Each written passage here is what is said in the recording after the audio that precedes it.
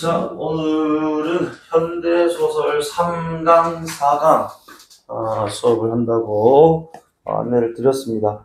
그래서 일단은 우리 여기 첫 번째 3강의 태평천하는 아마 그 비상문학교과서를 쓴 학교였으면 내신 때 한번 봤을 법한 작품이기도 한데, 뭐 그 외로 제 최만식 작가 작품 뭐 치수, 뭐 태평천하, 뭐 미스터 방 등 뭐 풍자와 해학으로 또 이제 대표적인 작가다 보니까, 그치? 익히 어느 정도 그 작품의 경향을 좀 아실 겁니다. 그치?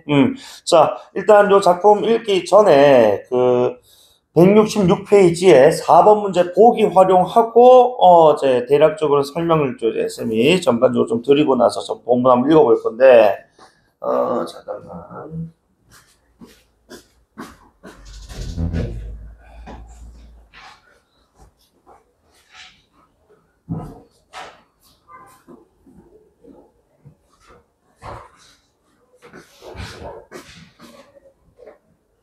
자, 그래서 일단은 보기가 제목으로 시작하면 당연히 내용 보기이기 때문에 확인을 반드시 먼저 해줘야 돼요. 모의고사든 뭐 내신이든 간에.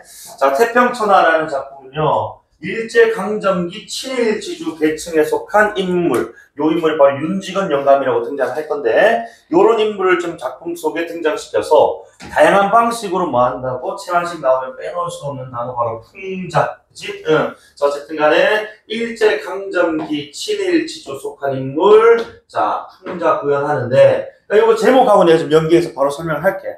분명히 일제강점기면 우리 민족에게는 되게 힘들고 고난의 그치 연속인 그런 시절인데도 불구하고 이 시대를 어떻게 인식한다고? 일제강점기 이꼴 태평천하로 인식은 하는 인물이 있단 말이야, 그치? 그러니까 요런 인물이야말로 가지는, 그치? 자, 이 인물이 가지는 어떤 신념이나 또는 어떤 세계관, 인식들을 결국 이제 왜곡됐는데, 결국 왜곡된 역사인식, 그치? 또는 민족인식, 또는 사회인식, 사회의식, 요런 것들을 보여주는 인물, 그치? 여기에 대한 비판이다. 그리고 우리 최만식 작가 작품 하면요, 형식적인 측면, 자, 내용적 측면은 풍자와 해학이라면 형식적인 측면에서는 바로 이 서술자의 역할이 부각이 됩니다. 왜냐면, 자, 크게 일단 우리가 넓게는 이렇게 표현하거든. 판소리 사설의 문체를 활용한단 말이야. 그래서 그 첫 번째로 한번 보면 판소리 사설의 문체 중에 우리가 비읍니다와 같은 무슨 체를 쓴다고? 경어체를 써요, 경어체. 그래서 쌤이 뭐 여러분들한테 뭐 반말하기도 하지만 뭐 이제 존댓말 하기도 하고 하잖아, 그치? 근데 우리 또 경어체 쓰면서 또 이제 비아냥될 때 또 제일 잘하는 거, 그치? 친구나 우리 그제 엄마, 아빠, 그래 참 잘했습니다. 참 잘했어요. 이럴 때 있잖아, 그치? 진짜 잘했다가 아니라 비아냥대는, 그치? 비꼬는 듯한 어떤 말투란 말이야, 그치? 냉소하는. 그래서 이 경어체의 표현은 일단 기본적으로 두 가지 효과가 있다. 첫 번째, 이 독자와의 거리감이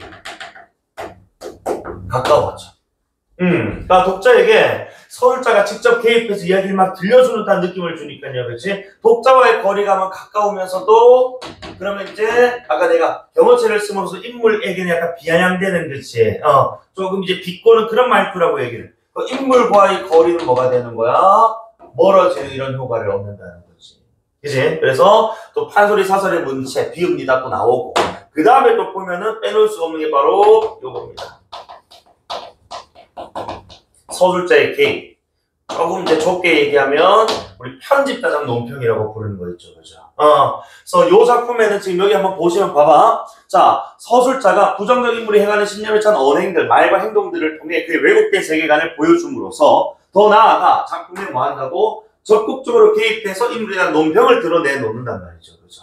이 논평은 대개는 지금 뭐 한다고? 경어체와 덧붙이면서 대개 뭐 한다? 그래, 비판하고 풍자하는 거지. 그런 효과를 함께 얻어준단 말이에요. 인물에 대한, 그지? 서술자가 인물에 대해서, 그지?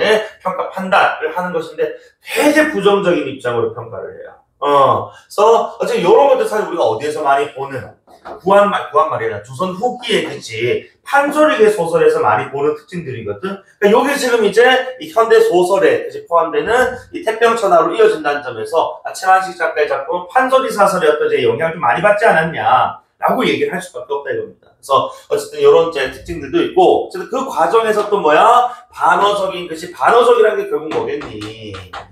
비아냥되는 거 아니겠어? 비꼬는. 그치? 응. 자, 그 다음에 외양을 위험 있는 것처럼 묘사하니까 상반된 특성을 부각해서 품위를 초락. 그치?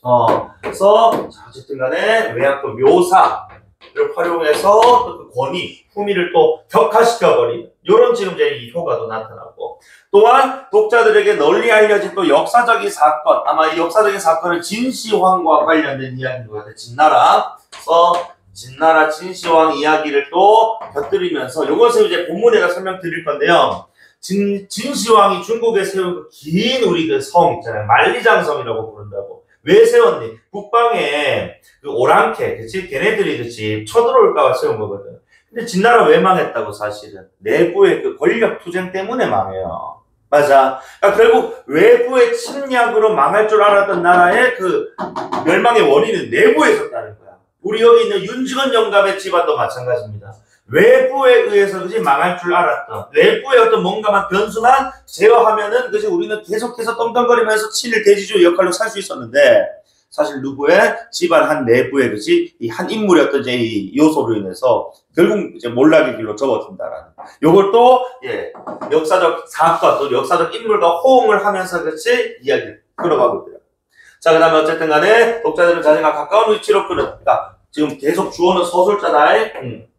이 서술자가 독자들을 자신 서술자야. 서술자 자신과 가까운 위치로 끌어들여 거리를 두고 그치, 인물을 바라보게 되고. 그러니까 독자의 거리는 가까워지지만 그만큼 인물과의 거리는 뭐 된다고. 그래. 독자랑 서술자랑 지금 한 팀이면 그치. 당연히 인물과의 거리는 지금 뭐야? 멀어지게 된단 말이야.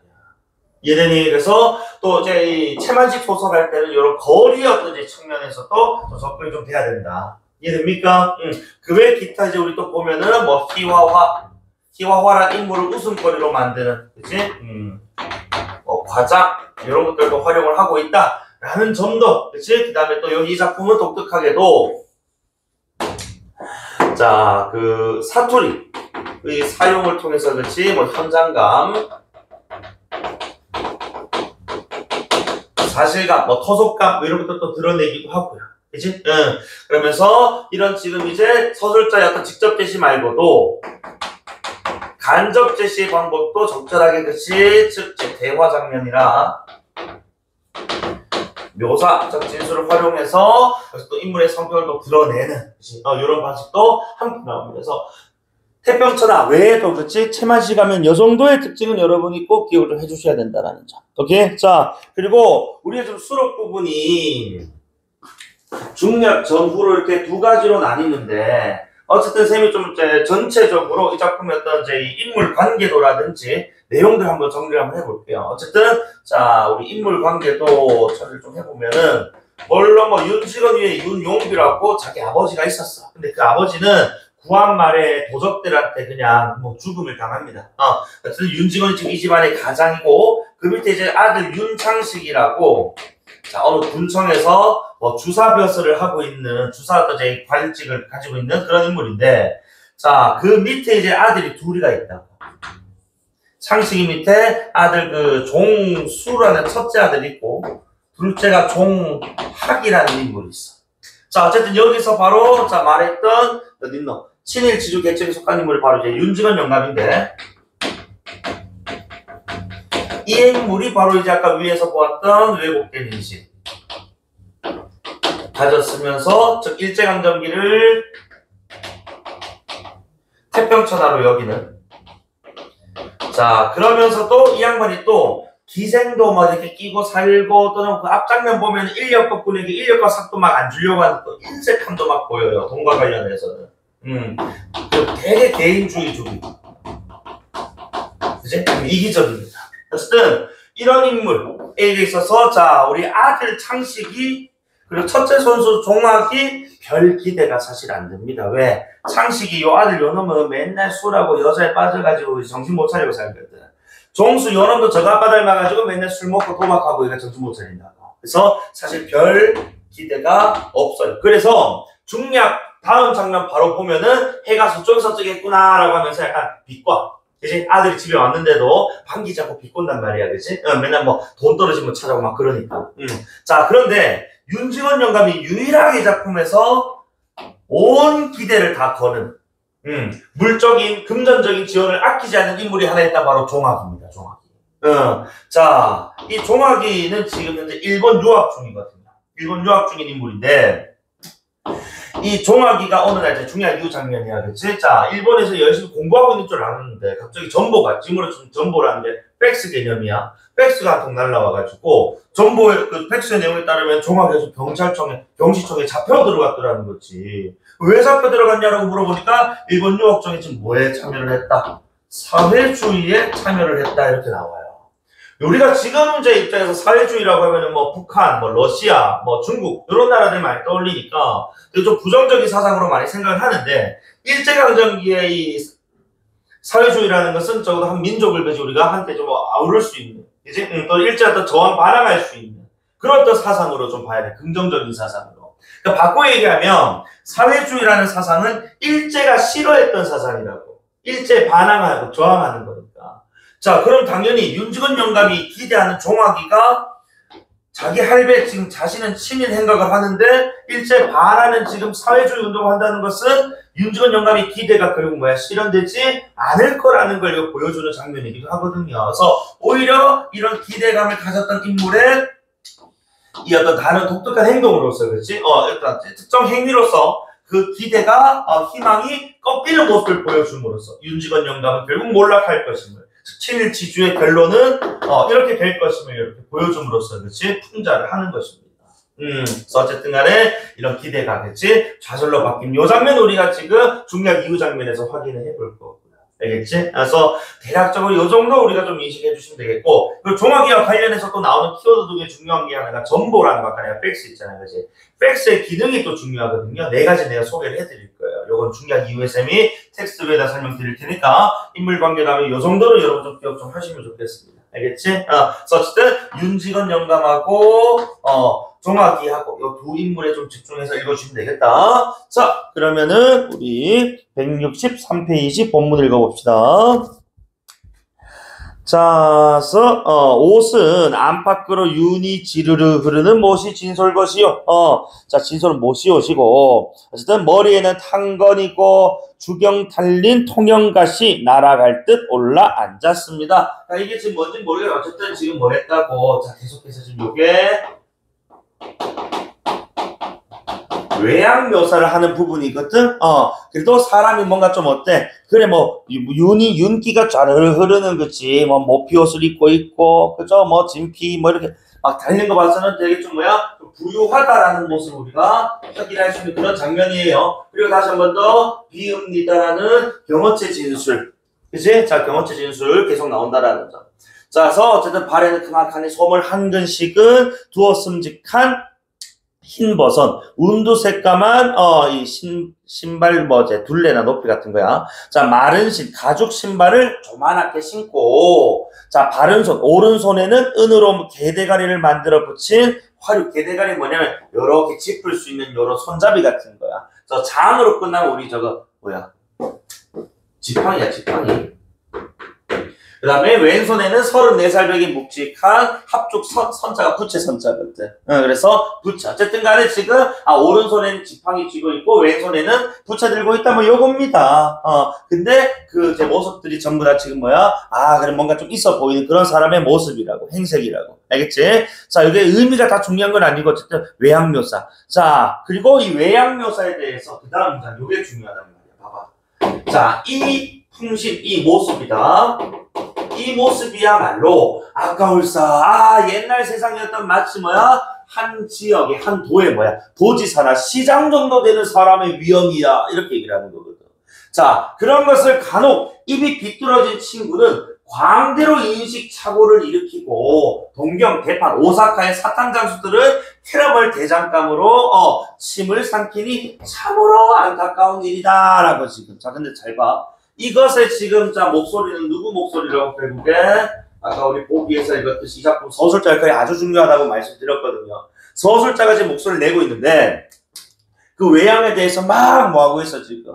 야, 거울이 진짜 뭐 시장급이다, 뭐 칭찬 치켜 세우고 있잖아. 그리고 이걸 어떤 사람들은 강대로 인식하는데 참으로 통탄한 일이다라고 하지만 이건 사실 뭐라고? 기본적으로 서술자는 인물과의 지금 거리를 두고 있으면서 그지 부정적 인물에 대한 그지 풍자적 진술을 하고 있는 주체이기 때문에 이거는 결국 서술자가 진심을 말한 게 아닌 지금 뭐야 반어적 진술을 통해서 그지 인물의 지금 뭐야 모습을 우스꽝스러움을 지금 뭐 비꼬는 겁니다. 그러니까 저런 화려한 치장이 사실은 뭐 안 어울린다고 그냥 지금 이게 적당하게 그지 우리 요즘 뭐 요즘 말 막 꾸안꾸여야 되는데 이건 좋은 거 다 걸쳐놓은 거야.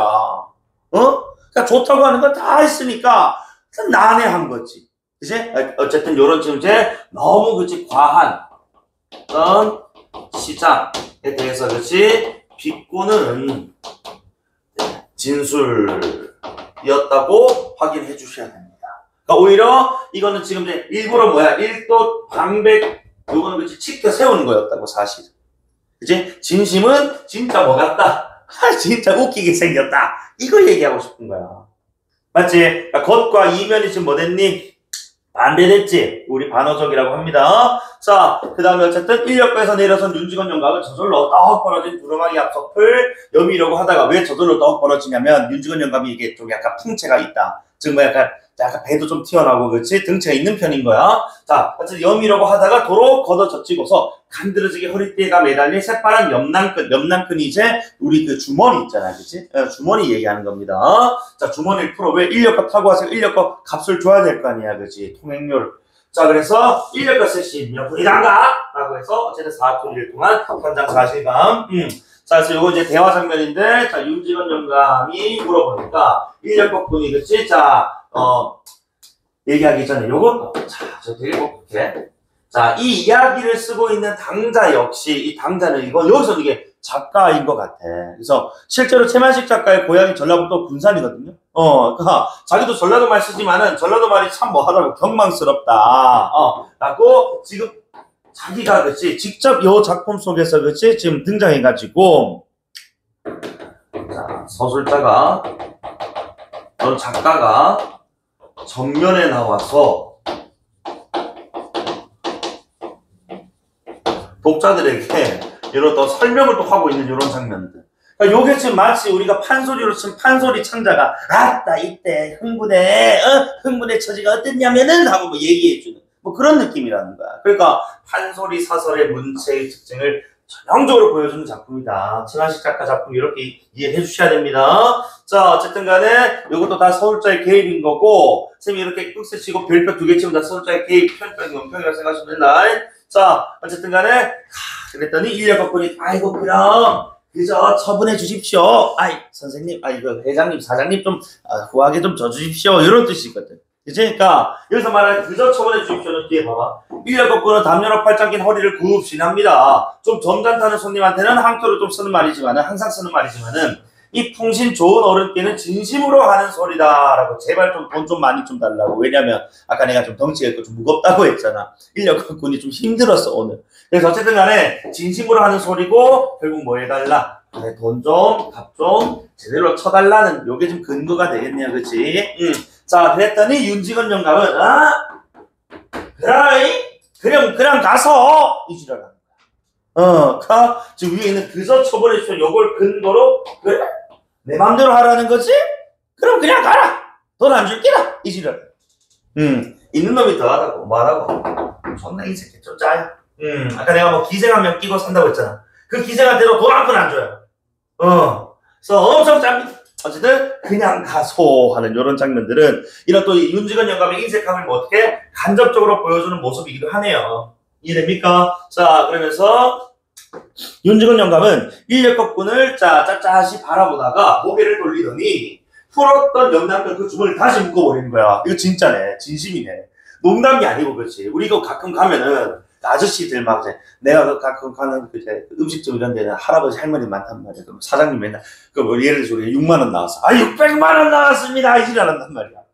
뭐 이런 것처럼 농담인 줄 알았는데 윤직원 영감 진짜 주머니 묶었다고. 안 주겠다는 거지 뭐. 그지?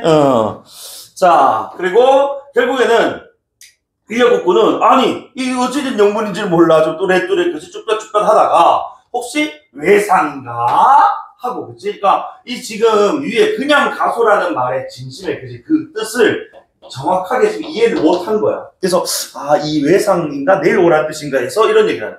그럼 그 내일 오랍쇼니까? 라고 그치 대꾸를 했죠. 그랬더니 윤지원 영감은 아니라고 이 양반의 진심이었다고. 내일이 뭘 하러 올란가? 안 줄 건데. 이런 얘기 하는 거야. 그렇지? 솔직히 여기서는 칼빵 나도 뭐 할 말 없다. 그죠? 자, 윤지원 영감 지금 심정이 약간 좋지 못한 일이 있는데, 가뜩이나 김찬이 잔말을 씹힌 데서 저기 안색이 좀, 네, 변합니다라고 좀 짜증난다 이거야. 자기도 앞에 좀 안 좋은 일이 좀 있기도 했었거든. 어쨌든 간에. 자, 그러나, 이 편 인력거꾼으로 당하고 보면 이제 인력거꾼의 입장으로 좀 서술을 좀 해준다고. 자, 아까 이거는 기본적으로 3인칭 전지적 작가 시점. 그러니까 편집자적 논평이 가능하려면 일단 기본적으로 전지적 작가 시점이어야 됩니다. 아시겠죠? 자, 써보시면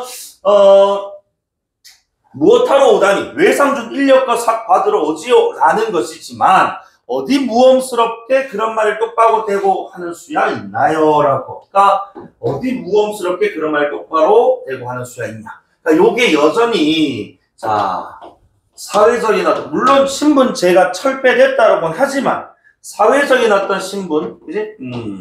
또는 뭐 지위의 고하는 여전히 뭐 되었다. 남아 있었다.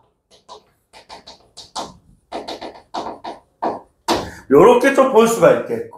그치? 그 다음에 평상시에 또 보면은, 그치? 자, 이 윤직원 영감이란 인물이, 평상시에 이제 이 동네에서 좀 인색하게 그치? 그런 인물이었다라는 것도 확인 좀 가능한 진술이라고 보시면 되겠습니다. 이거 뭐 굵은 글자니까 보기 문제하고 연결될 거니까, 그치? 그래서 어쨌든 간에, 자, 어디 무엄스럽게 그런 말 똑바로 대고 하는 수가 있냐. 이거는 이렇게 보시면 됩니다. 그렇다고 해서 윤직원 영감이 위험이 엄청 포스가 철철 넘친다 그런 뜻은 아니에요. 자, 어쨌든 그러나 말은 바른대로 하지 못하고 그래 잘못 이 난처한 판인데 남의 그런 속도 몰라주고 윤직원 영감은 자 이제는 내 할 말 다 했다는 듯이 천천히 돌아서 버리자고 합니다. 그냥 나 할 말 다 했으니까 들어간다 이거야. 그지? 자, 그러면서 인력거꾼은 이러다가는 어느 때도 아니요 헛바가 터질 뻔한 오늘 보리. 아까 요거는 이제 아까 내가 얘기했던 윤직원 영감은 좀 더 무게가 나갔단 말이야. 무거워서. 윤직원이가 무게가 좀 나가가지고 힘이 많이 들었다 이거야. 그러니까 오늘 힘 열나게 썼는데 돈 한 푼 못 벌고 집에 가게 생겼으니까, 그치? 그래서 눈 멀뚱멀뚱 뜨고 그만 이제 허사가 되지 싶어, 큰일이 되지 싶어가지고 아이고 대체 이러니 왜 이러는지 모르겠어도 그건 어찌되었든 간에 저간 이렇게 병신스럽게 우울증을 하고만 있을 것이 아니라고 크게 과감한 결단을 내리지 않을 수가 없습니다. 라고 어쨌든 이제는 이제 이 인력거꾼의 입장에서 서술을 해주네. 그랬더니 인력거꾼이 인력거 삭 말씀이 옳습니다. 헤헤헤 라고 웃는 거야. 그러니까 무한하고도 좀 뻘쭘한 느낌이죠, 그죠? 어쨌든 그래도 달라고는 해야 되니까. 근데 과단을 내렸는데 과감한 결단 치고는 어떻다고? 그게 조심하는 것이다 라는 거니까, 그치? 여전히 사회적인 아무래도 인력거꾼하고 친일 지주하고는 그 급이 그치 사회적인 신분 지위가 좀 다르지 않았겠니, 그치? 그러니까 이런 것들에 따라서 좀 약간 슬슬 기는 그치 그런 모습이라고 보시면 됩니다. 자, 그랬더니 네. 아니요, 보소, 이 사람! 하고, 그치, 윤직원 영감은 아까 그 인력거꾼의 말을 근거로 계속 얘기한다. 더러 역정을 적반하자. 막 사태질을 할 듯이 한 걸음 나. 아니, 자네가 아까 날 처분대로 하라고 하셨던가? 라고, 그죠? 그니까, 내 마음대로 하라고. 처분대로 하라는 말이, 그치? 윤직원, 마음대로 하라는 뜻 아니었느냐. 근데 마음은 너한테 안 주고 싶다, 이거야. 그러니까 석 꺼져라. 이런 얘기하는 거죠. 그래서 어쨌든 중략 전 장면은 이 서울자의 개입과 간접적 제시를 통한 윤직원 영감의 인색한 어떤 성격을 보여주는 장면이었다. 이렇게 보시면 되겠어요. 우리에게 필요한 장면 바로 중략 이후 장면인데요. 어쨌든 중략 이후 장면 자 읽기 전에 중략에서 어떤 얘기가 나왔냐면 별 얘기는 아니고 자 우리 누가 아까 내가 살짝 언급했는데 구조상으로 아들 창식이 집에 아주 오랜만에 방문을 했어. 근데 내가 아까 아들 창식이 집에 방문하는 경우는 대개는 언제? 어느 경우라고? 돈 떨어졌을 때 돈 달라고 하는 경우들이 많다고 했단 말이야. 그치? 그러니까 중력 다음 장면 바로 시작할 때 윤지건 영감 하는 말이 아이고 해가 서쪽에서 뜨겁구나 라고 그지? 이거 좀 뭐 하는 거야. 아들의 그지 방문에 대해서 약간 못마땅해 한다 라고 보시면 되겠네요. 그죠? 그래서 어쨌든 우리 창식이 그 방문 수가 좀 적었던 건 물론이고 아들이 방문하는 것에 대해서 윤지건 영감이 못마땅해 하는 그런 장면이라고 보시면 되겠네요. 그죠? 자, 일단 윤지건 영감은 아들의 이렇듯 부르지도 않은 걸음을 더욱이나 안방에까지 들어온 것을 이상 타고 꼬집는 소리입니다. 알고 계지? 자, 그리고 윤지건 영감이 계속 얘기를 해. 뭐 타러 오냐? 돈 달라고 왔지? 알고 계지? 아, 뻔할 뻔짜. 너 돈 때문에 왔잖아. 그래서 직접적으로 얘기를 해버려요. 자, 그랬더니 이제 우리 아들, 자, 창식이라고 해. 창이라고 표현할게. 창식이 하는 말이 동경에서 전보가 왔다 이거야. 자, 그래서 동경이라는 거 도쿄입니다. 도쿄. 자, 우리 종학이 지금 어디 있다고? 일본에 있다고. 일본 유학 중이라고. 그래서 이때 전보라는 것은 결국 종학이에 대한 소식을 전달해주는 그치 그런 소재일 건데 기능이 4가지가 있다고요. 자, 일단 첫 번째 사실에 또는 사건의 전달. 왜냐면 뒤에 나오겠지만은 종학이가 경찰청에 피검됐다라는 사실. 그치 요거 알려주고 있고 그 다음에 두 번째로는 자 우리 요 내용이 그치 자 보면은 이제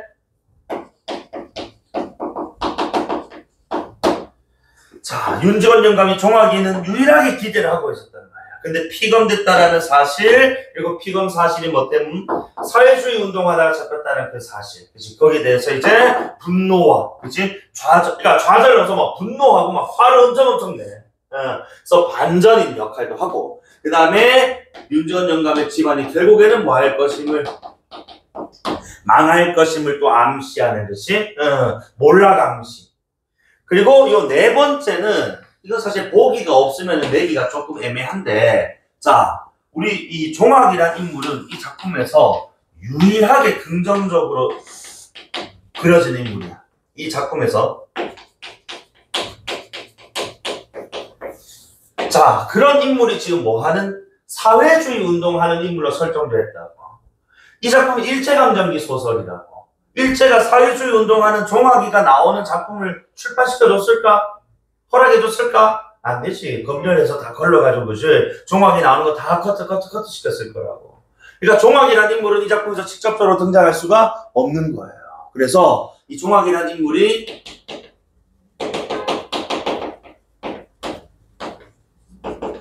직접 나올 수가 없어서 간접적으로나마 이 작품에서 언급이 되기 위한 장치로서 전보가 사용되었다. 근데 요거는 사실상 여러분들이 보기가 없으면 좀 어려울 수가 있거든. 그래도 내신한 학교에서는 언급할 수 있으니까 요 정도까지는 4가지는 기억 좀 해주시면 좋겠습니다.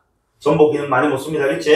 자, 어쨌든 간에 전보가 왔는데요 하면서 그치? 자, 그리고 뒤에 또 자 지체를 바꾸어 윤주사를 아버지 윤주사가 바로 창식이 얘기하는 거거든. 창식의 그 이제 군청에서의 그 직함이 주사야 주사. 그다음에 윤지건 영감을 속상하고 경망스러운 어린아들로 둘러놔서 꼭 맞겠습니다. 지금 꺽쇠치고 별별 2개 쳤네. 뭐야 편이라도 논편이야. 그치? 그러니까 윤지건 영감이 아들한테 막 비아냥대는 이 모습이 너무 촐싹맞고 그치? 그 이제 나이값을 못하는 그런 모습이라고 약간 또 비꼬는 장면이에요. 알겠지? 그래서 언행이 좀 경망스럽다, 경박하다. 자, 그래서 그랬더니 이제 윤지건 영감이 뭐? 동경서 전보? 그랬더니 자, 그 전보의 내용이 뭐라고 창식이가 얘기를 해줍니다. 종학이놈이 경성에 붙잡혔다고요 라는 사실에서 피검됐다는 거. 그죠? 구속됐다는 거예요. 으악! 자, 외치는 소리도 컸거니와 엉덩이를 쿵 찌는 바람에 하마 방구들이 내려앉을 뻔했습니다. 자, 그래서 이런 장면들은 또 과장의 방식을 활용해서 그치 인물을 웃음거리로 만들었군요. 요걸 우리는 희화화. 맞지? 그러니까 얼마나 덩치가 크면은 그치 방구들 밑에 있는 그치 그 베이스가 떨어질 정도로 그지 붕 했다는 거야. 그리고 어쨌든 모여선 식구들도 제가끔 다 놀랐고요. 자, 어쨌든 윤지원 영감은 마치 묵직한 뭉치로 뒤통수를 얻어맞았냐, 정신이 멍해서 입을 벌리고 눈만 둥둥그랬지 한동안 말을 못하고 꼼짝도 않습니다. 일단 경제 붙잡혔다 구속 사실에 대해서 일단 지금 뭐야 되게 당황스러운 모습. 자, 그러다가 이웃고천 봐봐 또 으르렁거리면서 자 잔뜩 쪽을 트리고 앉았다고. 너희를 한번 자 동물들 공격할 때 보면은 약간 움츠러들면서 이질을 하거든 동물들. 그치? 그리고 지금 짐승에 또 비유한 거예요. 그치? 역시 또 인물 뭐 했니? 짐승에 비유를 해서 희화화한 겁니다. 그치? 자, 그러면서 윤지원 영감 또 멘트가 아니 왜 소리냐? 에이? 그 왜 소리냐고? 아니 자기가 그치 돈도 필요하다 해서 돈도 매달 뭐 얼마씩 보내줘. 얼마 전에 또 서울 와가 돈 필요하다 또 500원인가 1000원 또 줬어. 근데 내가 그렇게 물심양면으로 지원하는데 걔가 경제사 관련이 없다 이거야. 그치? 그러니까 믿고 싶지 않은 그치? 또는 자 믿기 힘든 그런 상황인데 자 아니 그놈 친구가 전부인가 본데 전부가 돼서 자세는 모르겠습니다요 하고 이제 아들이 이제 창씨가 얘기를 했어. 그랬더니 자 윤주사는 조끼 호주머니에서 이 간밤에 그 전보를 꺼내어 부친한테 올립니다. 자, 윤지근 영감은 채듯 아까 채듯 이 전보를 받아 쓱 들여다보더니 커다랗게 읽습니다. 물론 원문은 일문이니까 몰라보고 자 이런 것들 친일 지주들 그리고 그 윤지근 영감의 아빠는 또 고리대금업 했었거든. 그러니까 이렇게 지금 자 친일 생각하고 자 이렇게 지금 인색하고 야박하게 그는 이제 왜곡된 인식 가지고 있는 사람들 대부분은 그치 지적 수준이 그렇게 높지는 않다라는 것을 보여주는 그런 장면이기도 하고요. 어쨌든 간에 자 윤주산의 이 서사 민서방이 이렇게 원문 그치? 일본어 옆에 우리말로 적어놓은 거예요. 그걸 읽는 겁니다. 종합 사상관계로 경시청의 피거 이 무슨 소리냐? 그러니까 창씨입니다. 새끼 욕먹을 만하네. 종학이가 사상관계로 경찰에 붙잡혔다는 뜻일 테지요. 이랑 똑같은 말이잖아. 어쨌든 사상관계라니. 그랬더니 자, 그놈이 바로 자 우리 종학이야. 종학이 그놈이 사회주의에 참여를 사회주의 다시 한 번 더 체크해 주십시오. 요거는 지금 이 당시에는 긍정적인 사상으로 일제에 저항하는 거야. 지금의 관점으로 해석하시면 안 됩니다. 알겠지? 자, 근데 일제에 저항한다는 것은 친일파인 윤지근 영감에게 있어서는 결국 자기에게 맞서는 거거든. 맞지? 그러니까 그 기대가 이제 뭐로 좌절로 전환되는 그지? 극적 반전의 기능을 정부가 또 해주는 겁니다. 이해되십니까? 자, 그러면서 으잉! 하고 그저 놀라는 거야. 자, 그랬더니 자 밑에 B 장면. 그래서 아까보다 더 크게 외치면서 아까는 뭐야? 아까 잉 했을 때는 그러니까 피검 사실만 알았었거든. 근데 이번에는 피검의 뭐야? 이유를 알게 되었다는 거야. 그래서 벌떡 뒤로 나동그라질 뻔하다가 겨우 몸을 가누고 자 먼저에는 뭉치로 뒤통수를 얻어맞은 것 같이 멍했다. 그리고 이번에 단순하게 그냥 피검됐다는 것에 대해서 그지 보였던 반응인데 이번에는 피검의 뭐를 알게 되었다고? 이유까지 알게 되는 그 이유가 사회주의였단 말이지. 아니 그래서 앉아있는 땅이 지하물 해서 그렇지 땅이 꺼져가지고 약간 싱크홀 생기는 것처럼 해서 수천 길 밑으로 꺼져 내려가는 듯 정신이 아찔했습니다. 이번에 어쨌든 과장된 표현에서 이건 희화화는 아니고 그만큼 크나큰 충격을 받았다. 그치? 아니 단순 피검도 아니고 사회주의에서 피검이 되었다니 이게 무슨 소리냐? 그러면서 봐봐. 그럼 우리 손자가 지금 고생하는 거야? 이게 할배 정상적인 할아버지라면 보여야 될 반응인데 그 다음 문장 그러나 그것은 결단코 자기는 윤직원이다.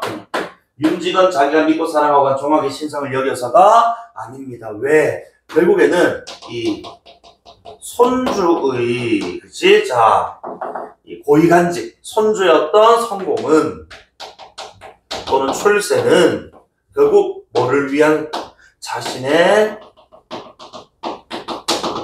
안위, 그치? 또는 자신의 재산을 지키기 위한 뭐일 뿐이야, 수단일 뿐인 거야. 자신의 안위를 위해서 손주가 성공 출세를 해야 되는데 사회주의 운동 참여해서 피검됐으면 앞으로 뭐야? 일제시대에 높은 벼슬로 올라가긴 글렀다 이거야. 그러니까 이거는 막 뒤집어지는 거야. 어떻게 그놈이 아니 씨발 종학이가 사회를 한다는 그 한 가지 사실이 진실로 옛날에 드시던 불황당패. 요게 이제 구한말에 자기 아버지가 도적들한테, 이 아버지도 그냥 약간 악덕 고리업자였거든. 고리대금업자. 구한말의 도적들한테 이렇게 죽임을 당했었어. 근데 그런 것보다도 훨씬 더 뭐했다고? 더 분하고 무서웠다. 왜? 그때는 우리 아버지만 데려갔지만 이제는 내가 모아둔 재산. 그치? 요걸 이제 다 가져갔거든. 그러니까 집안의 어떤 몰락이라든지, 그치? 집안의 어떤, 망함에 대한 어떤 이제 불안함, 이런 것들이 다 지금, 반영된 거라고 보셔야 되겠습니다. 이해됩니까? 그래서, 어쨌든 여기서 말하는 건 당연히, 손자가 다칠 것이 걱정되는 게 아니고 자신의 안위에 지금 자신의 신상에 위기가 닥쳤다. 그죠? 위험이 생겼다. 요겁니다. 자신의 신상에 위기가 닥쳤다. 왜 그러냐면, 지금이야 이제 우리 가족 중에 누가 범죄를 저질렀어. 그러면 그 사람만, 그지? 처벌을 받으면 되지만은 일제강점기에 더군다나 지금 사상 이제 운동을 했단 말이야. 그러면 이거는 주변에 이제 가족이고 친구고 할 것 없이 다 붙들려가서 조사받고요. 그치? 다 고문당하고 그렇습니다. 그때 당시 그랬다는 거야. 시대적인 상황을 고려했을 때, 그지? 그러니까 자신의 신상에 또는 집안의 어떤 이 재물에, 무엇보다 물질적인 부분에 위기가 닥쳤다. 자, 그리고 나서 아까 우리 그 보기에 나왔던 역사적 사건을 언급했다고 했는데, 여기 또 나와요. 자, 진나라를 망할 자 호라는 예언을 듣고서, 즉, 자, 봐봐. 이 호라는 것이 결국에는 우리가 오랑캐가 외부의 적이라고 하자. 자, 그래서 외부적 요인에 의해서 우리가 위험하다라는 말을 듣고 변방을 막으려고 만리장성을 쌓았던 우리 진시황. 그런데 결국 진나라를 망하게 한 자는 호, 즉 오랑캐가 외부적인 요소가 아니었다 이거야. 누구였다? 그의 자식 호해였다. 그럼 결국 뭐에 의한? 내부에 의한 멸망이었다는 거야. 진나라의 멸망 원인은. 아니 이것을 지금 누구랑 연결시킨다고? 윤직원하고 윤종학이하고 연결시키겠다는 거야. 그러니까 윤직원 집안의 몰락, 멸망은 그치? 누구 때문이었다? 종학이 때문이었다는 거지. 그죠? 종학이의 이 사회주의 운동 참여로 인해서 온 집안이 쑥대밭이 이제 될 것이거든. 아니 그리고 나서 마지막에 또 이런 얘기를 해. 이제 역사적인 사건하고 연결해서 역사적 사건과 인물을 호응시켰고, 그 다음 마지막에 차라리 그리고 진시황과 윤직원 중에 더 불쌍하고 더 나은 사람, 좀 더 안타까운 사람이 있다면은 그건 윤직원이라고. 왜? 진시황은 적어도 진시황 사후에 왕자들이 뭐였다고 왕권 다툼 하다가 나라가 망했거든. 결국 자기 눈으로 이 나라가 망하는 걸 보지는 않았다 이거야. 근데 윤직원은 뭐하게 생겼다? 윤직원은 자기가 이제 이 집안의 멸망, 몰락을 경험하게 생겼으니까. 차라리 누가 더 행복하다? 진시황이 더 행복하다라고 얘기를 하는 거야. 이해되니? 그래서 요 말은 지금 윤직원은 집안 몰락을 직접 경험하게 되었다라는 걸 또 비아냥대는 겁니다. 차라리 진시황이 낫지. 이해됩니까? 자, 그랬더니 사회주의라니 윤직원 영감 사뭇 사람은 아무 하나 또 잡아먹을 듯 호요하자. 이제 이런 것들도 지금 이게 또 짐승의 비유와 또 희화화란 말이지. 그지? 예. 자,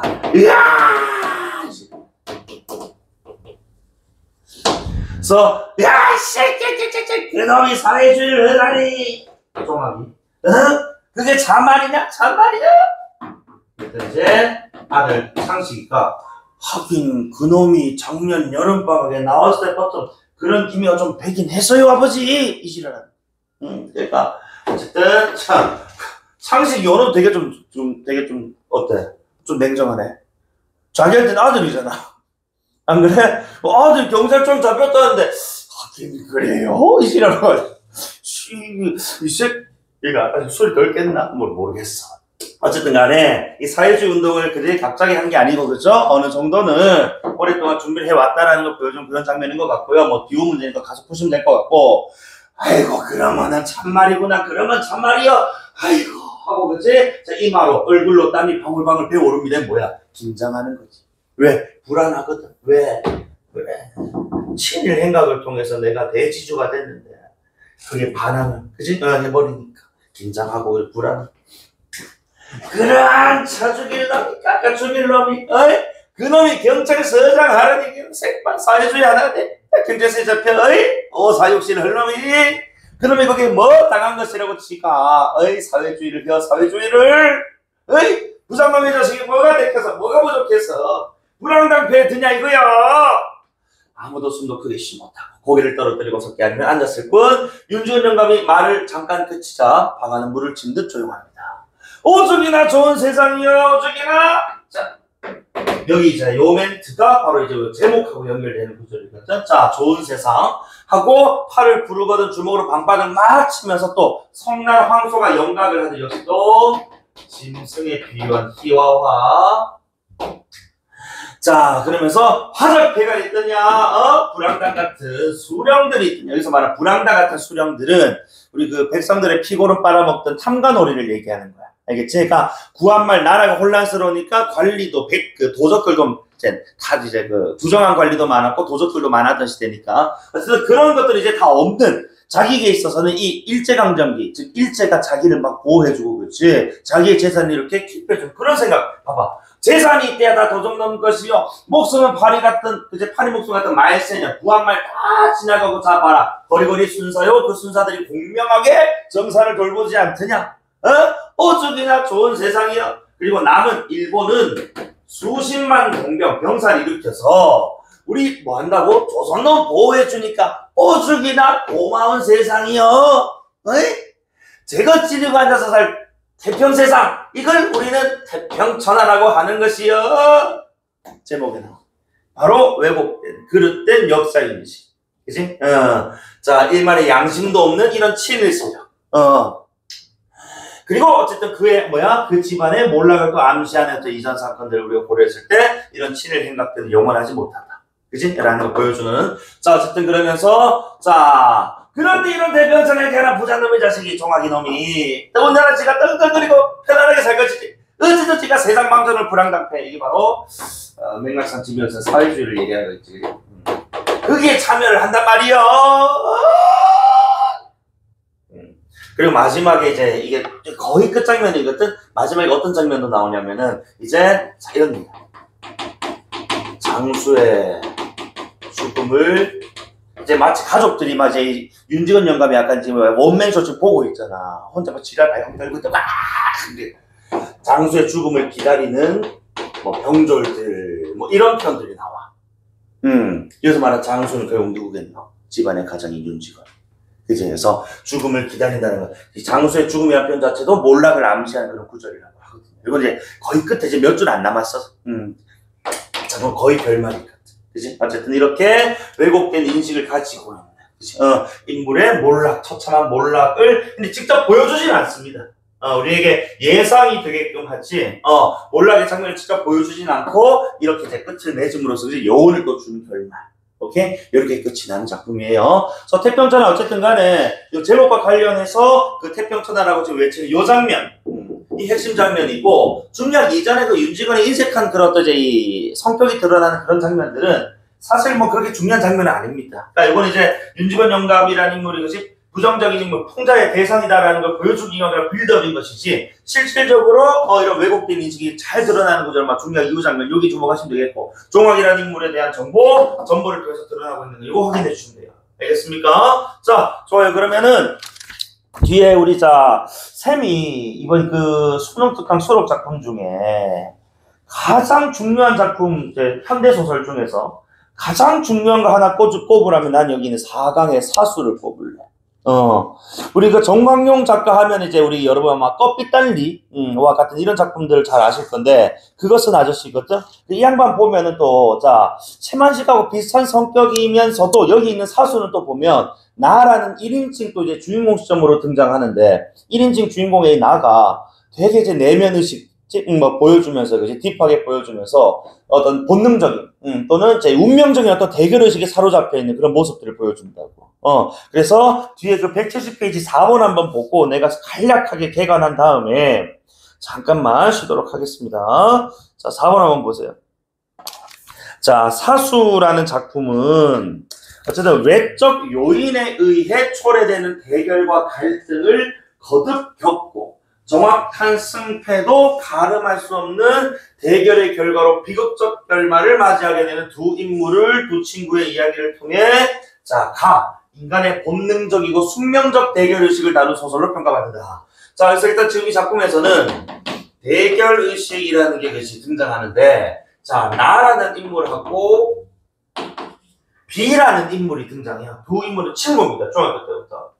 자, 아까 보면 이제 이 대결과 갈등을 이제 거듭 겪는다 했는데, 이 대결 갈등이 3차례가 등장해요. 그 첫 번째, 우리 앞부분 줄거리부터 나올 겁니다. 어쨌든, 곰 선생님이라고 불린 어쨌든, 우리가 학교 수업 시간에 떠들면서 형들한테 붙들려 가가지고, 이렇게 혼나기도 하잖아, 그치? 근데 이 선생님이 좀 독특했어. 이 선생님은 둘이 떠드는 걸 데리고 나와가지고, 야, 너희 둘이 뺨 때리기. 이렇게 시켜. 그래서 곰 선생님에 의해서 뺨 때리기를 해요. 근데 우리 뭐 이제 어릴 때 보면은, 코피 흘리면 지는 거거든. 그죠? 그래서 이렇게 서로 막 뺨을 좀 때려. 근데 처음에 장난식으로 하다가 우리 그렇잖아. 장난식으로 뭐 하다가도 이제 점자 뭐가 좀 섞이노. 감정이 섞인다 이거. 그래서 진심을 다해서 치기 시작하거든. 그래서 나가 결국 코피 흘리고 쓰러집니다. 그래서 결국 누가 이긴다고? B가 이겨요. 자, 그리고 두 번째는 자, 요 둘 사이에 누가 나타난다고? 그래.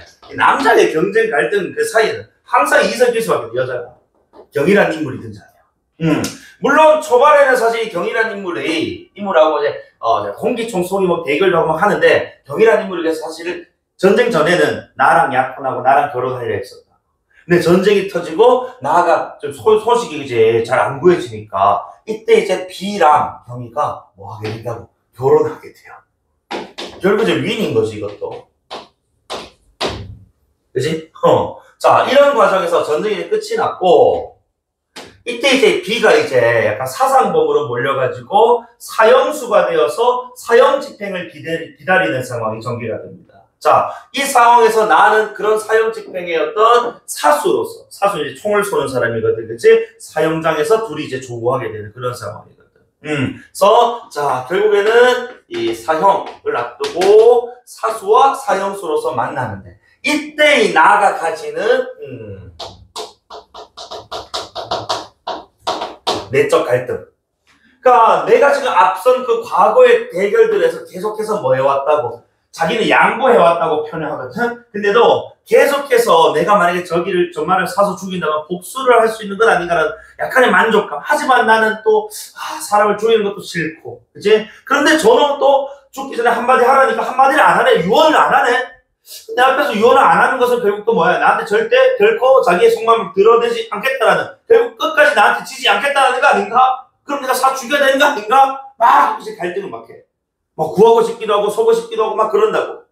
어쨌든 그런 과정에서 사실 너희들 그 이제 뭐 1, 2차 대전 우리 그 배경으로 하는 이제 영화나 이런 거 보면은 그치, 포로들 잡아가지고 사수들 한 4-5명 쭉 서놓고 여기 포로들 쫙 세워놓고 뒤에서 총갈기잖아, 그치? 그런 것처럼 사수가 5명이 딱 등장해요. 그중 한 명이 이제 우리 나은 거야. 그리고 이제 B가 여기 서 있고, 그래서 동시에 쫙 쏘는데 나가 결국에는 쏘지 못해, 동시에. 4명이 먼저 쏘고 4명의 송고에 B는 맞아 쓰러진 이후에 뒤늦게 이제 쏘게 되거든. 그러면서 이게 뭐 여기서도 난 결국 또 뭐 졌다 뭐 이런 얘기를 하는데, 뭐 이런 과정 속에서 이제 드러나는 것이 바로 좀 본능적인 숙명력. 결국 이것도 어떻게 보면은 둘이 그치 주체적으로 이렇게 대결 갈등하는 게 아니고 결국에는 각각 명령에 따라서 그치 사수가 되었고 그치 글쎄 사형수가 된 것 아닙니까? 그러니까 이런 모습들이 이제 본능적 숙명적인 어떤 대결의식, 그리고 그것의 변수는 외적인 거였다는 거야. 맞아? 외적인 것이었다는 것이 내 마음속 피어. 그러니까 외적인 요소에 의한 것이지만은 스멀스멀 뭐 하고 싶다고, 이기고 싶다. 그치? 외적인 요소에 의했지만 내적인 어떤 것으로 그치 바뀌는 이런 어떤 작품.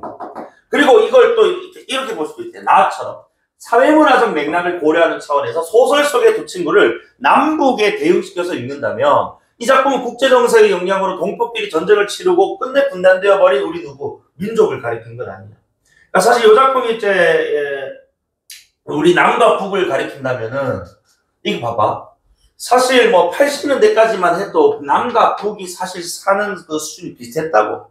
5, 60년대는 북한이 훨씬 잘 살았고 우리가 이제 6, 70년대 경제개발 5개년 하면서 막 좀 이제 따라가면서 이제 80년대 확 뒤집히게 된단 말이에요. 우리가 올림픽도 하게 되고 그죠. 아시안게임도 하게 되면서 어쨌든 그런 과정에서 이제 창작이 된 작품인데 과연 그러면 둘의 어떤 이제 관계를 남북으로 봤을 때 이 체제 사업, 이념 사업이라는 것이 승패가 있느냐 이거야. 어느 체제가 어느 사상이 더 우월하다라고 얘기할 수 있을까? 이건 좀 애매하다. 그지? 그리고 결국에는 우리 민족 동포끼리 칼을 겨루고 싸운 거라서 이것을 누가 이기고 졌다라고 평가할 만한 전쟁이 맞는가? 이것도 애매하다는 거야.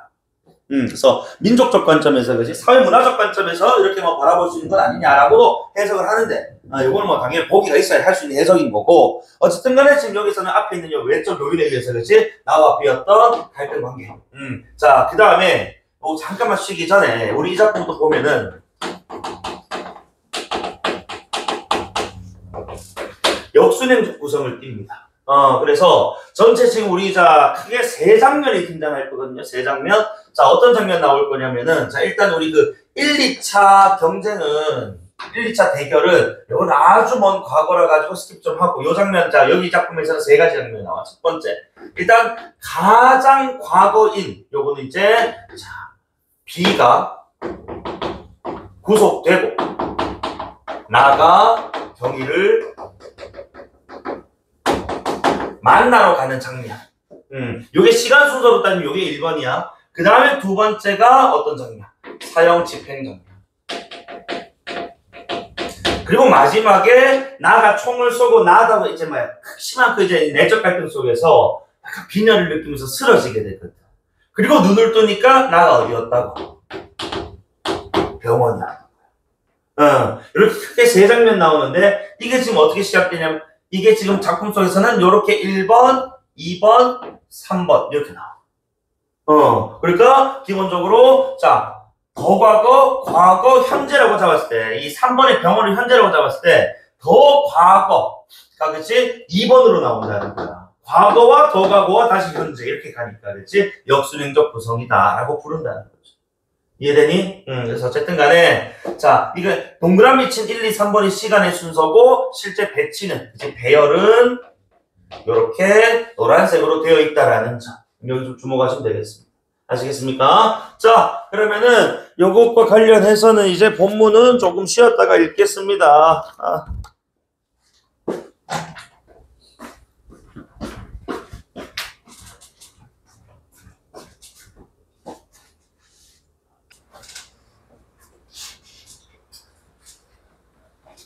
자, 167페이지. 본문 한번 읽어봅시다. 자, 앞부분 줄거리부터. 어린 시절 나와 B는 곰이라는 별명을 가진 사람, 제 선생님의 내린 벌로 인해, 자, 서로 뺨을 때리며 처음 대결한다고 아까 말씀드린 것처럼, 그치? 처음에 장난으로 시작하다가 감정이 정말 실리면서, 그치? 자, 진심으로 때리게 되고, 결국 나가 쓰러지게 되는 1차 패배. 다음. 자, 그리고 서로 또 같은 반이었던 나는, 나와 B는 경희를 또 사이에 또 신경전 2차 그치 대결입니다. 자, 그래서 이거는 근데 좀 나이가 들 때까지 좀 이제 지속이 돼요. 그래서 사실 나 쪽으로 좀 기울었지만 6.25 전쟁 발발 이후에 B와 결혼하게 되면서 이것도 결국 B가 이기는, 즉 나가 지는 그런 결과. 자, 어쨌든 이때 나는 경희와의 관계를 B에게 고백했으나 B의 어떤 대결 심적으로 공기총 사격하다가 뒷바퀴 상처가 남는 뭐 그런 상황도 생기는데 6.25 전쟁으로 세선 헤어지게 되고 나는 새로 배속된 부대에서 우연히 B를 다시 만나게 되는데 경희가 B의 아내가 되었음을 알고 배신감을 느낀다는 거지. 그래서 그 후 B가 모반 혐의로 구속이 되고, 자, 아내가 구속되고, 그지? 이렇게 지금 이제 자 경희를 이제 만나러 가서 경희와 지금 이제 야 B랑 결혼했대 그게 무슨 소리야? 뭐 이런 얘기를 막 들으면서 그렇지 이야기가 전개가 돼요. 자, 어쨌든 그 와중에 나는 이제 사격 실력이 좀 좋았기 때문에 이 B를 사용시키는 데 있어서의 사수로 이렇게 이제 결정이 되는, 지명되는 그런 상황까지. 자, 그러면 이제 본문 한번 읽어보도록 합시다. 자, 그래서 흰 눈이 쌓인 그 산록에 바람 소리가 시립니다라고 되어 있는데 어쨌든 요게 지금 이제 산골짜기 바로 사형 집행장입니다. 그래서 사형 집행을 보면은 되게 깊은 산중에서 많이 한단 말이야. 그래서 이 사형 집행장의 분위기 황량하고도 그치 플러스 나의 또 심리가 또 반영된 것 아니냐라고 보는 게 타당하겠지. 자, 그래서 나는 권총 사격에서 몇 점, 카빈 소총은 몇 점, M1 소총으로 몇 점 하는 명사수의 하나로 나의 소속 부대에서도 알려져 있다. 이런 것들이 이제 본인이 이제 사수가 됐다라는 것을 어떤 이 개연성 소설은 사실 현실에서 있을 법한 이야기를 허구적으로 꾸며놓은 거잖아, 그치? 그러니까 개연성이 있을 수밖에 없거든. 그러니까 내가 이 사형 집행에서 사수로 이제 지명이 된 그 이유에 대해서 이렇게 개연적 설명을 하고 있는 거야. 자, 그러나 나 자신이 사형 집행의 사수로 지명될 줄은 몰랐다는 거야. 그래서 어쨌든 또 그렇게 달갑지도 않은 일이야. 왜? 더욱 일단 지명된 이상에는 피해낼 도리가 없다. 아무도 이런 일을 선두에 서서 하겠다는 사람은 없다는 거야. 사람을 죽이는 걸 누가 나서서 하겠냐는 거야. 이제 그것도 전기장치로 된 집행장에서 단추 하나를 누르면 보이지 않는 곳에서 기계가 스스로 모든 일을 처리해주는 경우면 모르겠지만, 자, 이런 경우는 뭐야? 사람이 총을 쏴서 직접 죽여야 되는 거니까 따분하기 짝이 없다. 그렇지 않아도 나는 전에 형무소에서 사형 집행하는 관리들의 고역을 상상해 본 일이 있는데 그럴 때마다 소름이 끼쳐서 그런 일은 어떤 불우한 사람들이 직업으로 삼고 맡아야 할 것인가 하고 동정했던 것이 있다는 거예요. 그럼 일단 기본적으로 사형 집행에 대해서 좀 부정적인 입장을 취하고 있는 나의 모습인데 사실 그 경우에 죽는 사람, 제 총에 맞아 죽는 사람과 죽이는 사람, 총을 쏘는 사람 그 사이에는 개인적으로 생명을 여탈, 빼앗을 그 어떤, 그치? 아무런 이해관계가 없다 이거야. 뭐 원수지간이어서, 그치? 부모님의 복수를 위해서 그런 게 아니란 말이야. 그냥 뭐 지시에 의해서, 명령에 의해서, 그치? 죽고 죽이. 자, 어쨌든 그것이 전부이기 때문에. 어쨌든 이런, 자, 맹목적인 어떤 폭력적인 어떤 사형에 대해서는 부정적인 입장이라고. 자, 그리고 이제 나는 눈을 떴어요. 자, 그러면서 이제 10m 거리의 전방에는 B가 서 있다. 자, 그럼 이제 요거는 이제 뭐라고? B 이제 사형 집행장으로 지금 오게 된 겁니다. 어쨌든 간에 사형 집행과 관련된 이야기, 사형 집행장이 지금 온 여기, 요게 지금 과거, 더 과거로 가기 이전, 그치? 자, 어쨌든 목사기도 끝이 났고 유언이 없느냐고 물었는데 B는 고개를 가로저었다는 거야. 그러니까 고개를 가로저었다라는 것, 이건 곧 유언이 없다는 뜻 아니겠습니까? 자, 그런데 여기에 대해서 우리 나는 약간 자격지심, 약간 피해의식이 좀 있다고. 앞선 두 번의 대결에서 본인이 졌기 때문에 이 유언이 없음에 대해서도 자기는 좀 어떻게 생각한다고? 이걸 이제 자기와의 대결이다. 그러면서 끝까지 자신은 항복선언을 하지 않겠다. 이렇게 받아들여. 봐봐. 자, 지금까지 한 번도 내 앞에서 졌다고 항복한 일이 없는 B. 그렇게 서로 대결이 되는 경우는 늘 자기가 져놓고는 내가 양보하는 위치에 서게 되었었다라고 뭐 얘기를 하는데 자기가 진 것을 그치? 양보로 지금 표현을 했어. 어쨌든 뭐 자기식의 표현이니까. 그리고 오늘도 이 숨가쁜 마지막 고비에서 B의 목숨을 앞에 놓고 B와 나는 여기 우리 둘이 한 번도 같이 와본 적이 없는 이 눈높이 산골짜기 즉 사형 집행장에서 다 봐봐. 이렇게 대결하고 있는 것이다. 그러니까 자기는 계속해서 지금 이걸 의식하고 있다는 거야. 그치? 그러니까 이게 지금 뭐 외부적인 상황에 의해서 얘네들도 지금 이게 운명의 장난인지 모르겠지만 그치? 어디에 사형 집행장이 지금 서 있을 것 아니야 마주보고. 그러니까 이런 상황에 대해서 그치? 본능적으로 그쵸? 숙명적으로 지금 대결 의식을 느끼고 있다라고 봐야 되는 거야. 요거 이해되나서 이 상대 B에 대한 그치? 아주 유서 깊은 뿌리 깊은 대결 의식을 보여주고 있는 나의 모습인데 자 근데 나를 알아보는 B의 눈은 조금도 경악의 표정이 없다 이거야. 이거는 지금 이제 나의 센스하고 B의 센스가 좀 어때? 이질적이라는 거지. 나는 되게 연연하거든. 저 앞에 있는 게 B네? 저걸 죽인다면 내가 지금 복수를 하게 되는 것일까? 이런 얘기를 막 해. 근데 B는요 분명히 자기 앞에 있는 게 그렇지 나인 걸 알 거란 말이야. 저놈이 나를 죽일 걸 알 거란 말이야. 그런데도 아무런 경악의 표정은 없다. 그럼 이 B라는 인물은 대결이라는 것에 되게 이제 뭐예요? 그러니까 초연해지.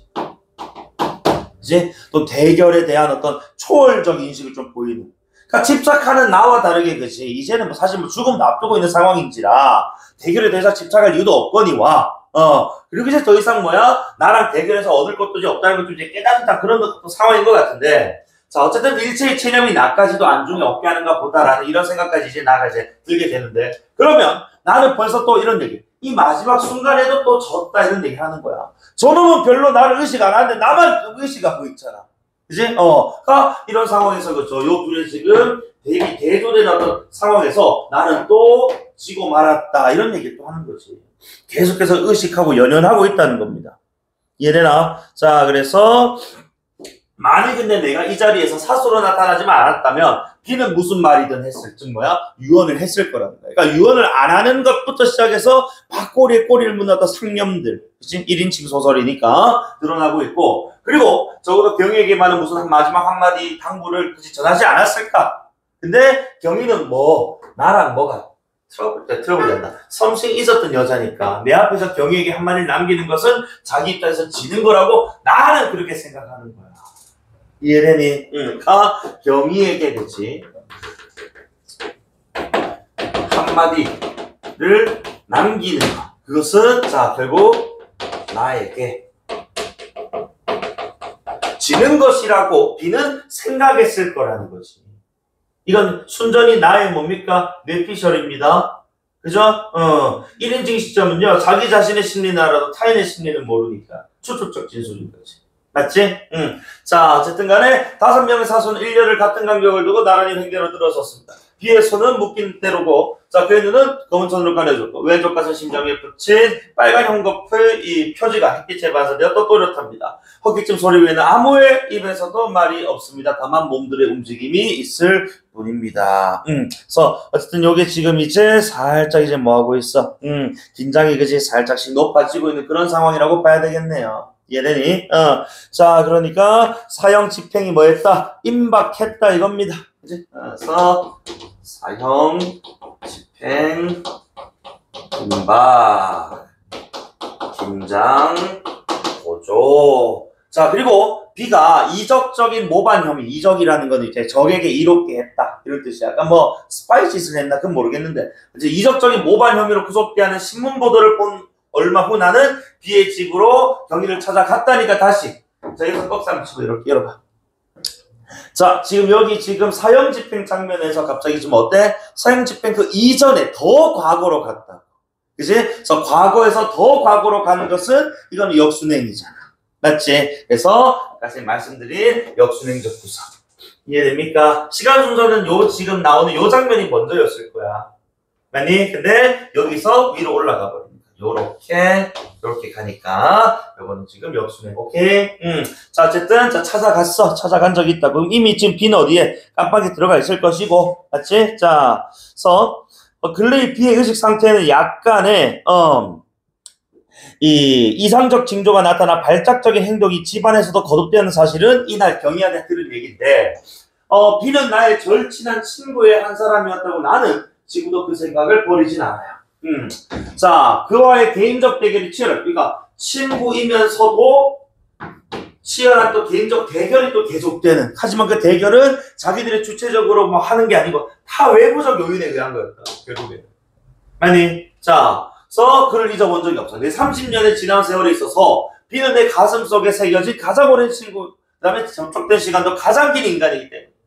그렇기 때문에 나와 그는 이해관계를 초월해서 사귀어왔다는 거야. 경쟁과는 별개로 그치? 친분 관계도 있으면서도 경쟁도 해왔다 이겁니다. 그러니까 되게 복합적이고 그치? 이중적 관계라는 거죠. 그죠? 복합적이고 이중적인 관계다. 자, 그리고 다만 경희의 경우를 비롯한 몇 고비의 치열한 대결은 B와 나의 의식적인 적대 행위가 다시 봐봐. 아니라 우리가 사고 싶어서 사온 게 아니라 결국 아까 우리 보기에서 얘기했던 거지.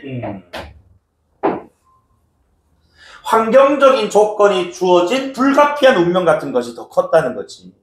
그지? 그러니까 외적인 요인, 외부 요인에 의해서 우리는 계속해서 대결해 왔다는 거야. 서로가 막 서로를 막 믿고 막 죽이고 싶고 그게 아니고, 그지? 다 외부 요인이야. 자, 그렇기 때문에 나는 나의 아끼던, 아니, 현재도 아끼고 있는 유일한 친구이고 그와의 어쩔 수 없는 대결이 그지 어쩔 수 없는 대결 다시 말해 외적 요인에 의한 대결 자 거세면 거셀수록 그에 대한 관심이 더 강력하게 작용했던 만큼 그의 혐의를 받는 죄상에 대한 내막은 이 이상 더 소상하게 늘어놓고 싶지는 않다. 이 말인즉슨 예, 경희 집에 갔으니까 경희가 우리 오빠 비 오빠 왜 잡혀갔어? 막 물어볼 거 아니야. 그러니까 알면서도 굳이 내가 그걸 다 하나하나 다 까발리고 싶진 않았다는 거야. 이런 뜻입니다. 자, 그래서 비의 죄를 자세히 알고 싶지만은 친구로서 그 비의 죄를 그렇게 시시콜콜 다 얘기하고 싶진 않았다. 이해됩니까? 여기까지. 자, 그 다음에 A.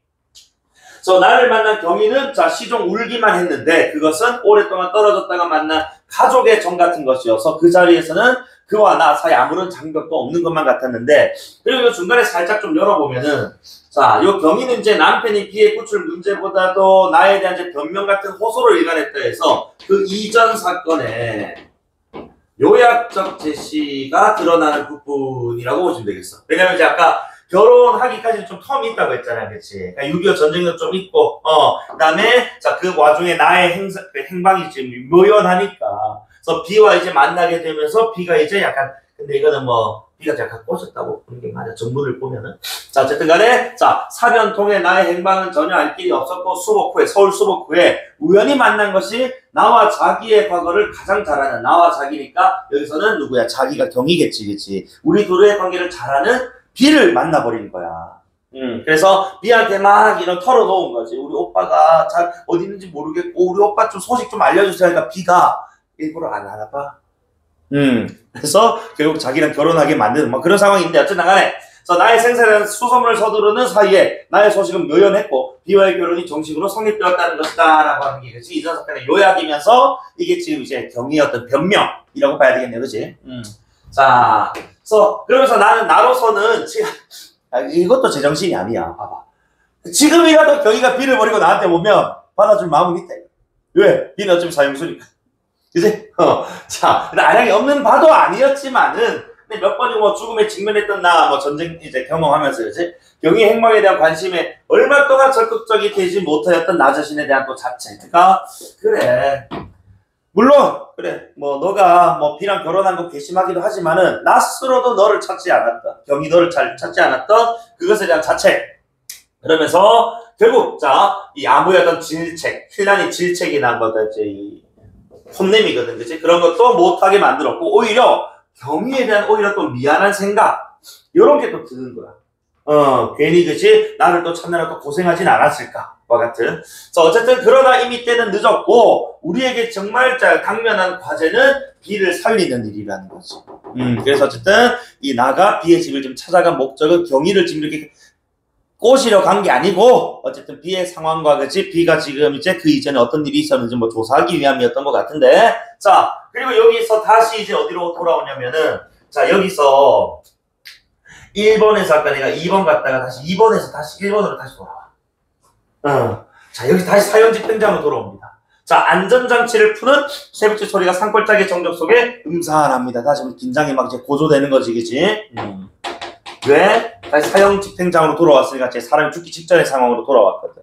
자, 나는 무심중 이 귓바퀴의 상처에 손이 갔어요. 호두껍데기처럼 까치는 감쪽이 손끝에 어립니다. 자, 지나간 조각조각의 단상들, 이 지나간 조각조각의 단상들은 그 이전에 뭐야? 대결 경험들이겠지, 그치?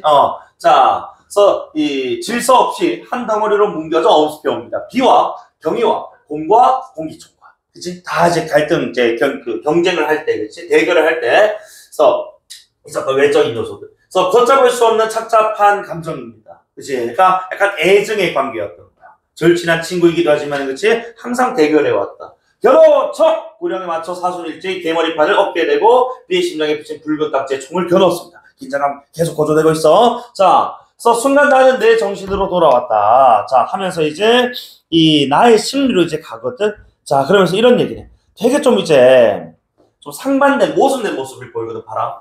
최종에는 내가 이긴 것이라는 승리감 같은 것이 가람새 구멍으로 내다보이는 B의 심장이 어리거든. 갑자기 또 승리감 같은 게 또 이제 생기는 거야.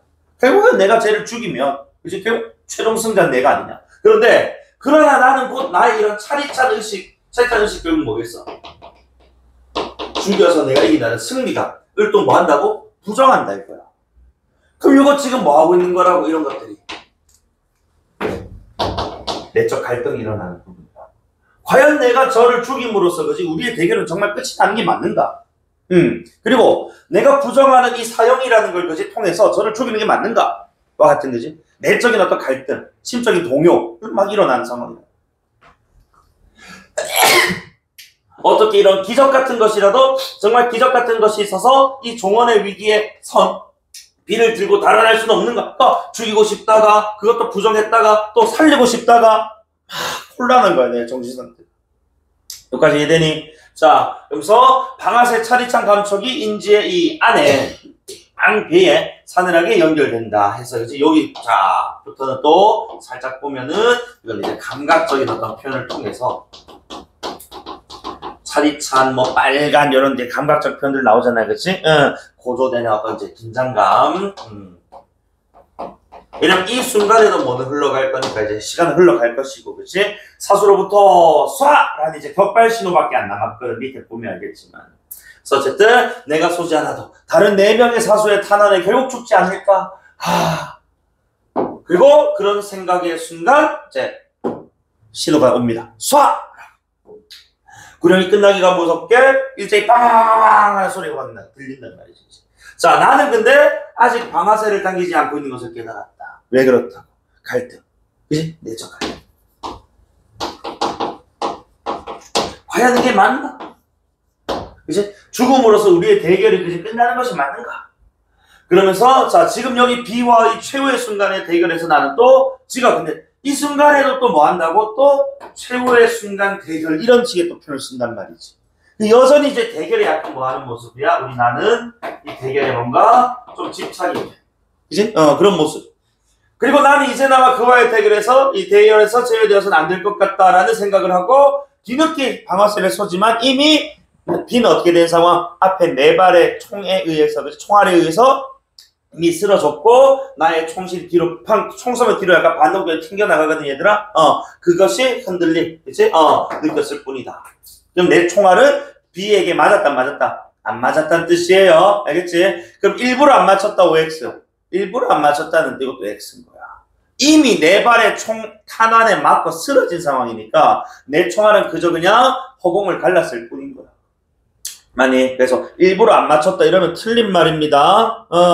자 그리고 나서 어쨌든 간에 자 화형연사 코를 찔러요. 자 코를 찌르고 그땐 이미 자 B는 4발에 그치 다른 4방에 탄환을 맞고 쓰러진 B였다고.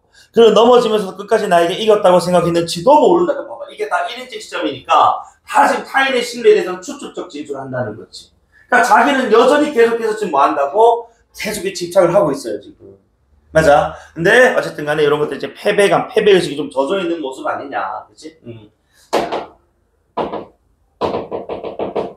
그리고 총소리와 함께 나 자신도 그 자리에 비틀비틀 고꾸라졌다. 극도의 빈혈이었다 하고 어쨌든 그 내적 갈등이 그치? 극심화된 상황에서 결국 자신이 이제 쓰러지고 말하고 그리고 다시 이제 여기서 이제 어디로 가냐면은 나 요렇게 가는 거예요. 그러면서 병원에서 그치 눈을 뜨는 나의 모습으로 마무리가 되는데 근데 여기서 또 뭐라고 하냐면은 자 일단 경위가 서 있다라고 하는데 사실 경위가 아니고 간호사로 지금 착각을 그러니까 지금 이제 환각과 그치 이 현실을 계속 이제 넘나드는 그런 지금 이제 정신 착란 증상이 지금 나타나고 있는 것이고 그리고 마지막 문장 이거 봐봐.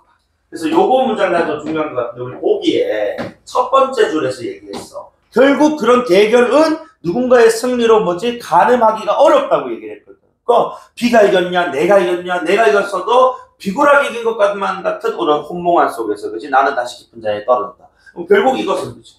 승패를 우리가 가늠할 수가 없다. 그지? 이걸 나눌 수가 없다 이겁니다. 그러니까 이런 대결의식이, 그치? 왜? 외부적인 것에 의한 것이었기 때문에 정말로 진심으로 서로가 죽이려고 그치? 막 미워하고 그랬던 어떤 경쟁, 갈등 관계가 아니었기 때문에 승패는 중요하지 않았던 거야. 결국에. 그런데도 나는 뭐 했다고?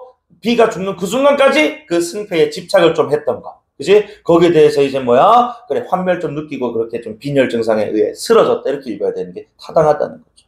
이해되니? 그리고 다시 보기 마지막 진술에 따르면 사회문화적으로 봤을 때도 아까 말씀드렸지만 남북의 이 체제가 뭐가 더 우월하고 남북의 어떤 전쟁이 그치 누군가의 승리로 끝이 났다라고 단정지을 수만은 없다라는 것도 여기서도 확인할 수 있다는 겁니다.